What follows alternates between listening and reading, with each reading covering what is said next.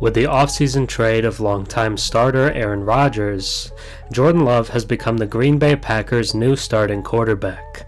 Rodgers spent 18 years with Green Bay, making 10 Pro Bowls, winning 4 MVPs, and winning a Super Bowl in the process.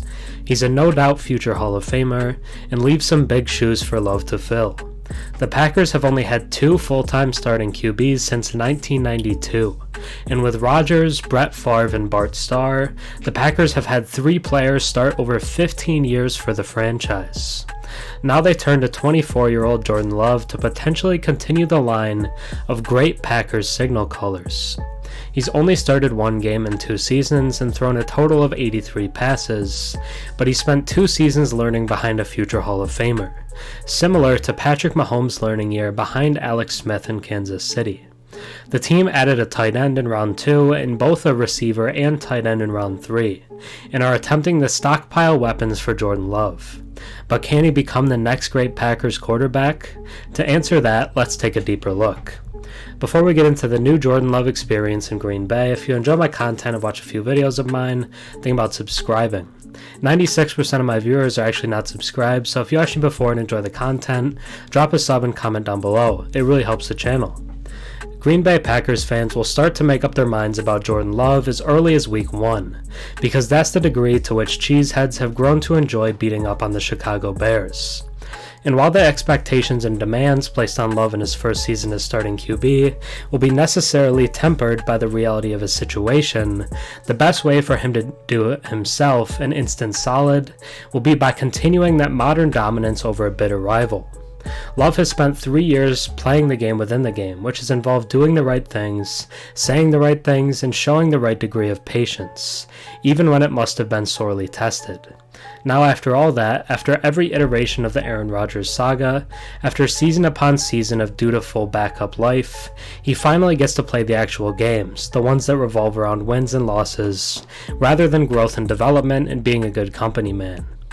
The Packers will be patient with him, but if Love is able to get off to a winning start against the team's most historic foe when Green Bay visits Soldier Field on September 10th, it will go a long way towards convincing the hardcore fans that all is still well. Rodgers, as he was happy to remind any Bears supporter he encountered, had a 24-5 record against Chicago. Love finds himself in an interesting spot, and it's hard to know exactly what to make of his position and its demands. I mean, it's pressure, Love told reporters last week. No matter where you're going to be at, there's going to be pressure. You're an NFL starting quarterback. Sure, there's pressure. There's pressure in replacing Rodgers, pressure in being the featured guy for one of the NFL's most storied teams, and pressure because the last time the Packers had a QB sit behind a legend for 3 years, the guy who sat became a Super Bowl champion and a 4-time MVP. But what sort of pressure is it exactly? No one is expecting Love to come in and do Rodgers-type things right away, yet there are timing similarities between Love's backup spell and that of Rodgers when he deputized for Brett Favre all those years ago. Yet something that falls short of a deep postseason run won't be regarded as a failure, at least not in year 1 of the Love era. Move things in the right direction, avoid a catastrophic fall-off, and there will be mostly nods of firm approval, especially if he beats the Bears a couple of times. It is a new look and a new start. This is a stat that sounds impossible, but it is true. Love will be the Packers' 3rd Week 1 quarterback since 1992. That said, for some there is a genuine sense of relief that the guessing, wondering, and ongoing drama that Rodgers put the team through is done, and everyone can just move on. Love did not get his 5th-year option picked up, but instead signed a 1-year extension that will pay him a guaranteed minimum of $13.5 million.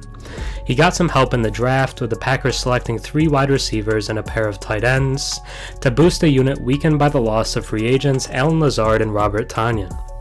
I can't say what might happen this year, what might happen next year, Love added. I mean, who knows? I know it's not going to be easy this year, but one thing I do is, I tell myself every day that I'm good enough. This kind of story doesn't play out much anymore, and it took a fairly unique set of circumstances for this one to break down as it did.